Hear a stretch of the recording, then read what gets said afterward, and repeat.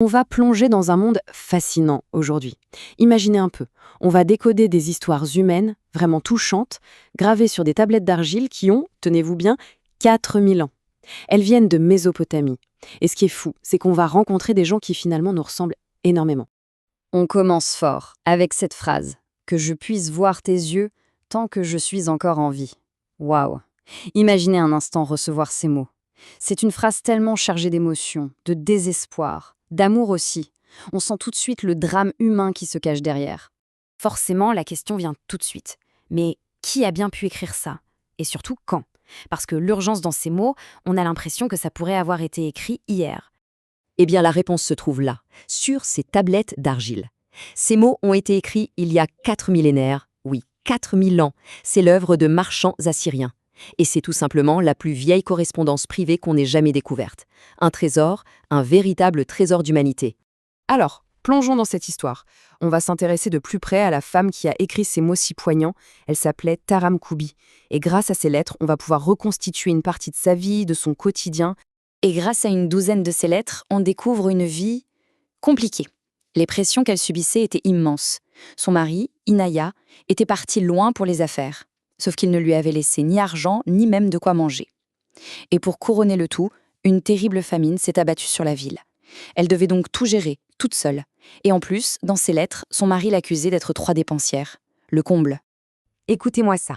Une autre de ses plaintes, directe, sans fioriture, adressée à son mari. Nous n'avons plus rien à manger, c'est légitime que nous nous plaignons. On entend presque sa voix, n'est-ce pas? Sa frustration, son angoisse. C'est une plainte qui traverse les âges, complètement universelle. Mais malgré tout ça, sa loyauté était sans faille. Quand les autorités sont venues réclamer les impôts de son mari, elle n'a pas hésité une seconde. Pour lui éviter des ennuis, elle a vendu ce qu'elle avait de plus précieux, ses propres bijoux. C'est un sacrifice énorme quand on y pense. Et malheureusement, son histoire se termine de façon tragique. Son souhait le plus cher, celui qu'on a lu au début, que je puisse voir tes yeux tant que je suis encore en vie, eh bien, il ne s'est jamais réalisé. Inaya est mort là-bas, en Anatolie. Il n'est jamais rentré. Elle ne l'a jamais revu. Bon, quittons un instant l'histoire si personnelle de Taram Koubi pour regarder la société dans laquelle elle vivait. Et là, surprise, on découvre une organisation, que ce soit économique ou sociale, qui a des côtés étonnamment modernes. Leur système économique, par exemple, était incroyablement sophistiqué pour l'époque. Ils utilisaient déjà des concepts comme les chèques aux porteurs, les sociétés en commandite. Le prêt commercial était super répandu. Et, détail intéressant, quand les dettes devenaient trop lourdes pour la population, les nouveaux souverains pouvaient décider d'une annulation générale des dettes. Ça remettait les compteurs à zéro. Leurs contrats sociaux aussi pouvaient être très en avance. Prenez les lois sur le divorce. C'est fascinant de voir les différences. À Assour, là où vivait Taram Koubi, les hommes et les femmes avaient des droits égaux pour demander le divorce. Mais si on allait un peu plus au sud, à Sipar, c'était une toute autre histoire, beaucoup plus sévère pour les femmes.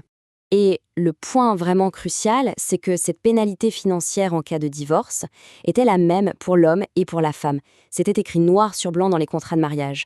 1/3 de mine d'argent, ce qui fait à peu près 150 grammes.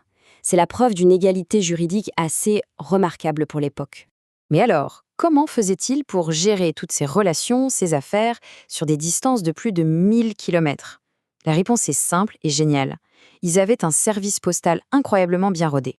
Le processus en lui-même est fascinant. D'abord, on écrivait sur une tablette d'argile encore fraîche.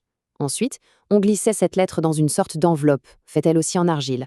Et pour finir, on scellait le tout avec un sceau cylindre personnel. C'était un peu la signature de l'époque, impossible à falsifier. Et leur réseau de communication était plutôt performant. Pour faire 1000 km, une caravane d'ânes standard mettait environ 6 semaines. C'est long, mais pour les messages urgents, ils avaient des messagers express à dos de mulet qui pouvaient diviser ce temps par 2, seulement 3 semaines. Ok, ça nous amène à une question super importante. Mais qui écrivait vraiment ces lettres? On a tendance à imaginer que seuls des scribes professionnels savaient écrire. En réalité, c'est bien plus complexe que ça. Alors oui, au sommet de la pyramide, on a le scribe professionnel. Là, l'écriture est parfaite. Les lignes sont droites, les signes sont réguliers, parfois très complexes. C'est l'écriture des documents officiels, le top du top. Juste en dessous, on trouve un deuxième niveau, l'écriture apprise à la maison.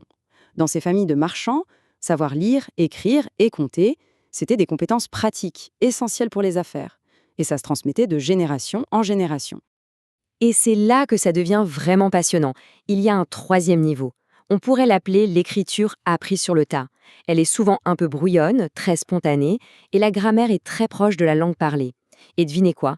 La plupart des lettres personnelles, y compris celles de Taram Koubi, sont écrites dans ce style, ce qui laisse fortement penser qu'elle écrivait ses lettres elle-même. Alors au final, qu'est-ce qu'on retient de tous ces messages qui ont traversé 4 millénaires? Quelle est la grande leçon de ces voix d'argile? L'essentiel, c'est que ces tablettes nous montrent des gens comme nous. Ils étaient confrontés à l'amour, au deuil, aux soucis d'argent, aux drames familiaux. Leurs préoccupations, leurs espoirs, leurs peurs, tout ça fait écho à nos propres vies d'une manière absolument troublante. Et ça nous laisse avec une dernière question, une question pour aujourd'hui. Leurs messages, gravés dans l'argile, ont survécu à tout. Mais que restera-t-il de nos communications à nous, de nos emails, de nos messages instantanés, dans 4000 ans? Que diront-ils de nous?